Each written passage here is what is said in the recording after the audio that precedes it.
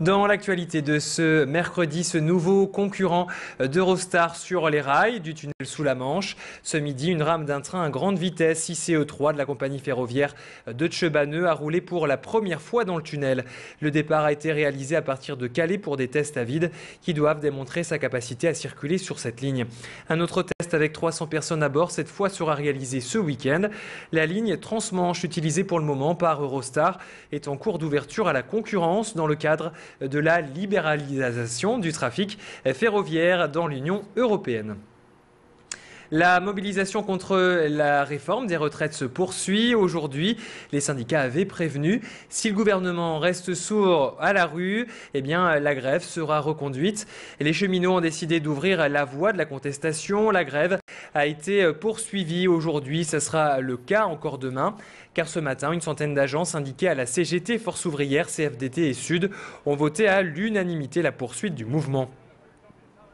Les cheminots appellent les autres professions à les rejoindre et n'excluent pas de radicaliser leurs actions avec par exemple le blocage des voies ou des routes. On écoute ce syndicaliste au micro de notre reporter Frédéric Regnault qui était sur place ce matin.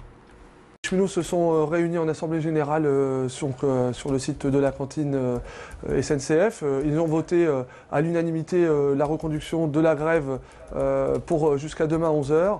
En sachant que la crainte, c'est une radicalisation du mouvement. Aujourd'hui, la CFDT cheminote est bien claire là-dessus. Les cheminots ne pourront être seuls à mobiliser ces troupes pour lutter contre cette réforme injuste. Il nous faut donc être suivis par les différents secteurs d'activité. Et hier, les manifestations ont fait le plein. Je vous le rappelle, près de 44 000 personnes selon les forces de l'ordre, près de 100 000 selon les syndicats ont défilé dans les rues du Nord-Pas-de-Calais. Ont pris part au cortège des syndicalistes français, bien sûr, mais aussi des Belges, des salariés du secteur privé, du public, aussi des lycéens ce matin. Des élèves ont encore bloqué l'entrée des établissements Montebello et Faidherbe à Lille. Et demain, les lycéens organisent une nouvelle manifestation à 14h depuis la porte de Paris à Lille. Et social toujours à noter que le personnel de la restauration du CHR de Lille sera en grève demain. Les salariés protestent contre le manque d'effectifs et se rallient également au mouvement contre la réforme des retraites. Dans l'actualité également, ce dramatique accident ce matin sur la départementale 700 à hauteur de Lers. Un camion est entré en collision avec une voiture sur un rond-point. Bilan, un mort. La circulation a été coupée dans les deux sens pendant quelques heures. C'était la nouveauté de cette rentrée 2010. Certains établissements sont en test pour de nouveaux rythmes scolaires. Le gouvernement planche d'ailleurs sur une réforme de ces rythmes scolaires avec cours le matin, sport l'après-midi et également moins de vacances sur l'année. Le comité national sur les rythmes scolaires fait le tour des académies de France. Il s'est arrêté aujourd'hui dans la métropole cet après-midi. Particulièrement, ce comité s'est rendu au lycée Pasteur à Lille. Et je vous propose d'avoir plus d'explications sur ce comité au micro de Frédéric Regnault. Cette commission n'a aucun avis préconçu. Elle a une mission d'essayer de voir comment est-ce qu'on peut améliorer les rythmes scolaires et qu'elle est très fortement axée sur l'écoute de l'ensemble des acteurs. Alors on a trois choses. On a d'abord, on auditionne toute une série d'organisations représentatives, mais, et c'est ce que nous faisons à Lille pour la première fois, on veut absolument aussi compléter ces auditions un peu formelles par des rencontres avec le terrain. Voir ce qui se passe, écouter ce que pensent les différents acteurs, les élèves, les parents, les professeurs, les municipalités, l'ensemble des gens qui sont concernés par le système scolaire. La solidarité s'organise autour des gérants de la pizzeria La Piazza à Roubaix. Je vous rappelle, on vous en parlait sur notre antenne le 5 septembre dernier. Cette pizzeria a été victime d'un sévère incendie.